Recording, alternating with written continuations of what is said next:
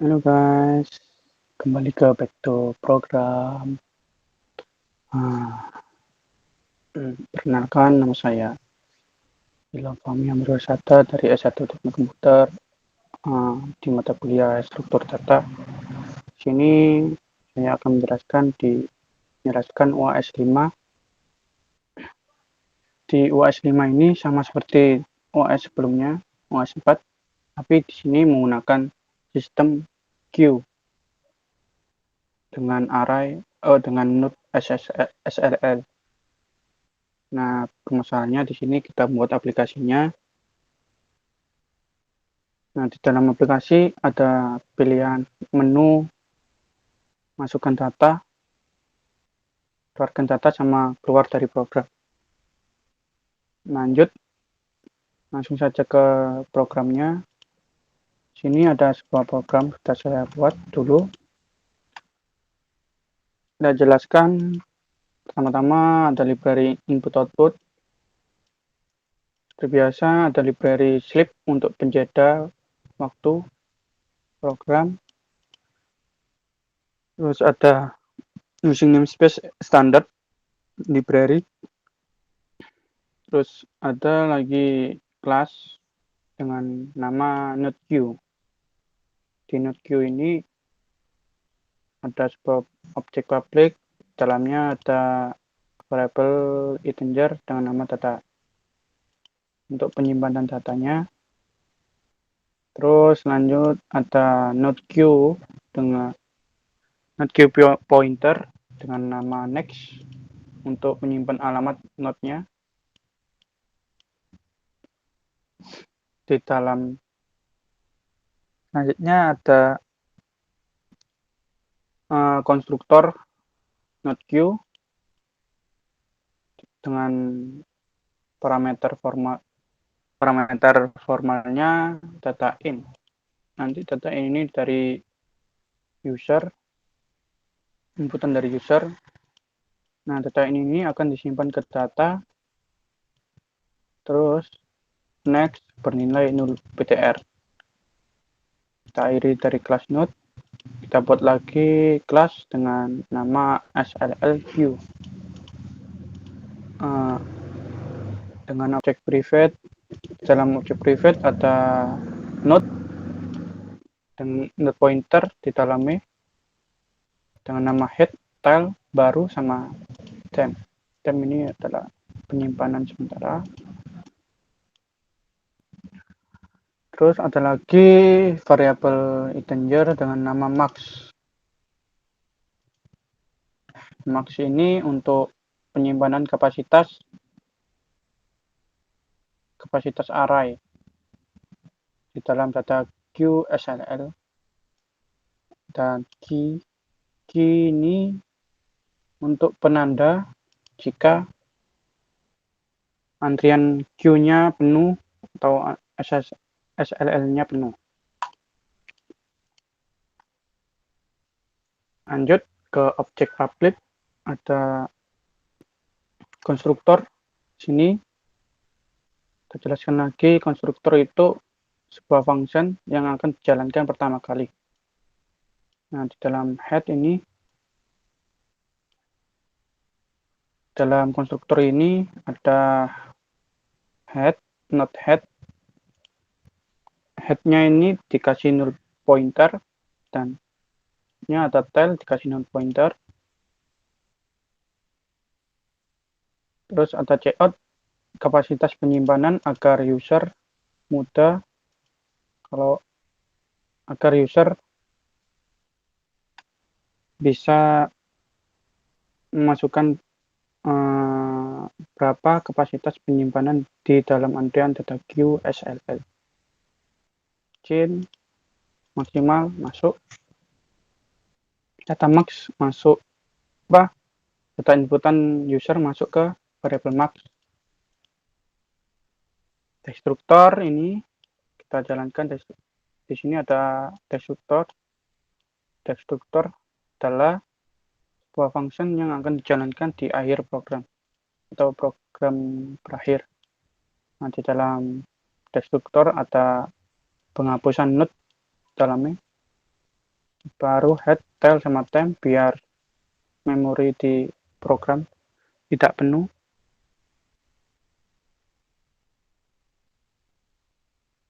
Lanjut, sini ada function boolean, function dengan tipe boolean.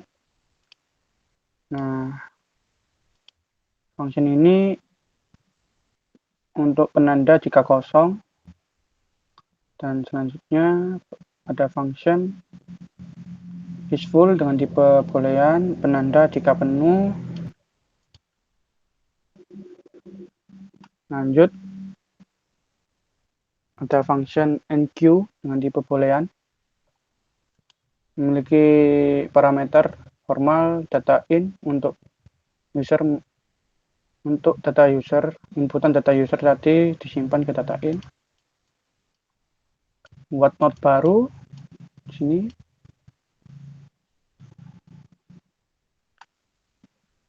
node baru dengan data yang diinputkan dari user.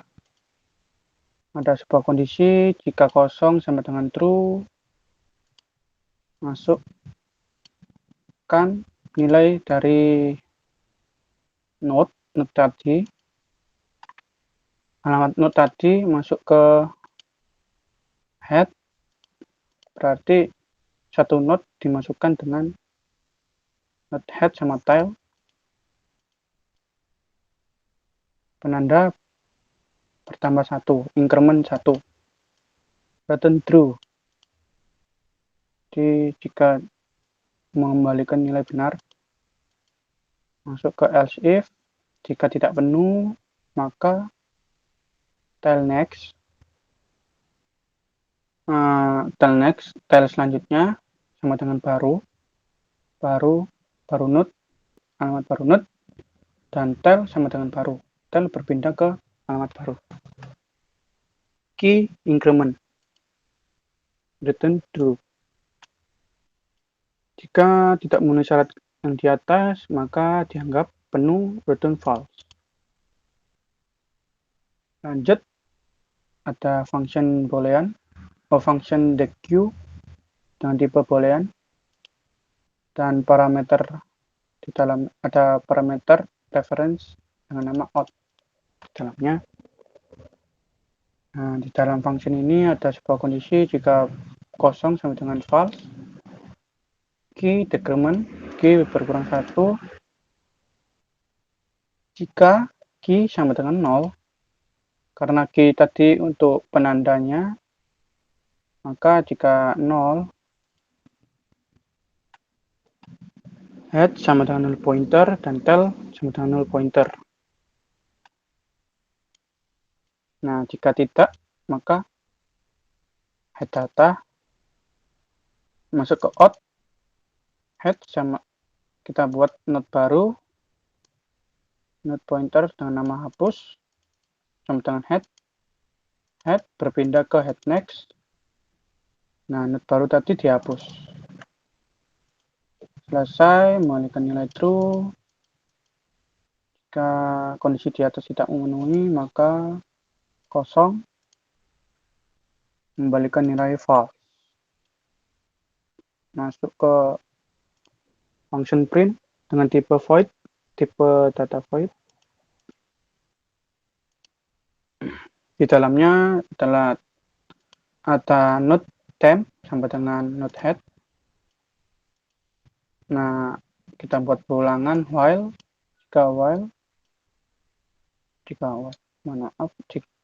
while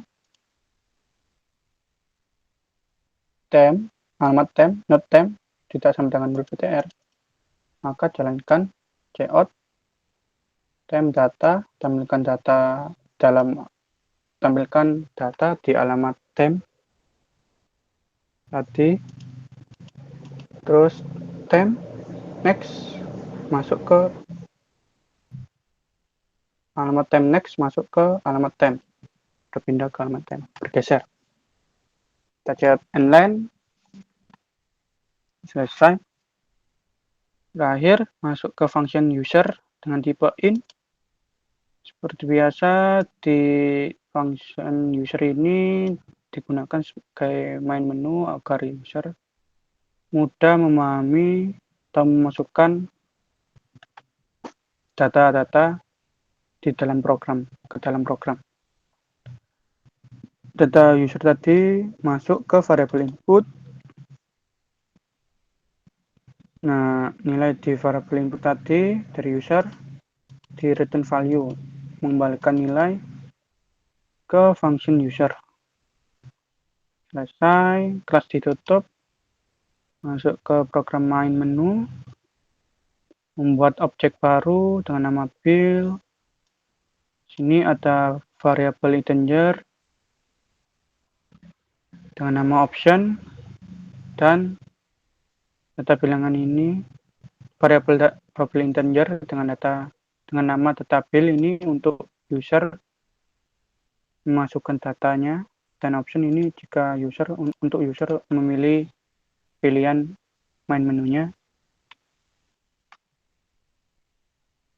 Masuk perulangan while, ada kondisi jika option tidak sama dengan 3 maka diulang, dan jika option bersama dengan 3 dia akan berakhir perulangannya.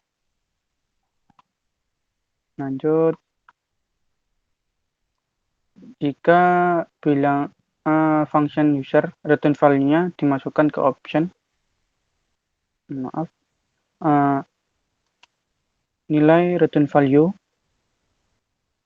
dari function user ini dimasukkan ke variable integer option, terus masuk ke switch case. Nah, jika user masukkan data pilihan 1, maka masuk ke case 1, cout, user disuruh memasukkan data, ke variabel data bilangan. Program sistem clear, membersihkan terminal dulu, terus masuk ke kondisi jika enq dengan parameter formal data bilangan tadi bernilai true, berhasil masuk, maka laporan cout data bilangan berhasil masuk.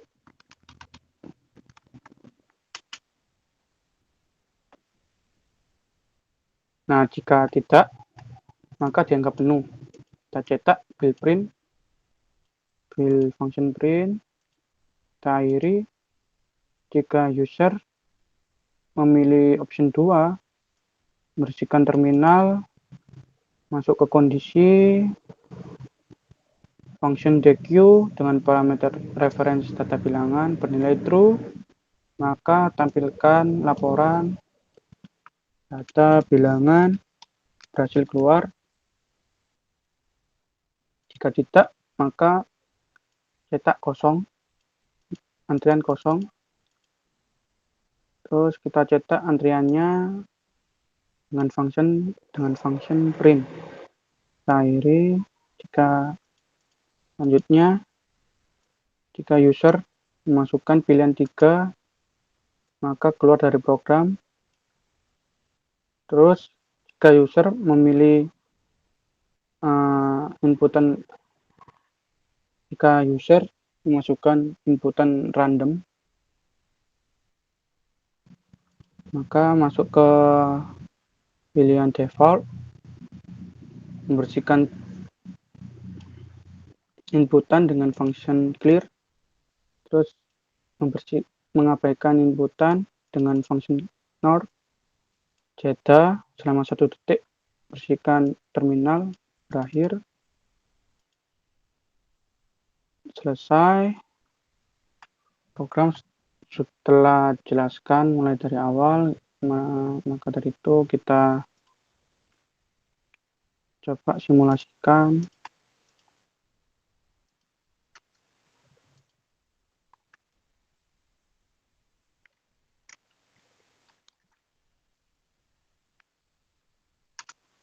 Nah, di sini user disuruh memasukkan data, kita masukkan kapasitas datanya 4, kita masukkan datanya 1, masukkan data lagi 2, dan 3, 4, kapasitas penuh. Jika kita pilih satu lagi, dia akan menampilkan penuh. Jika user memilih pilihan random, dia akan mereset. Jika user pilih 2, dia akan mengeluarkan data dari depan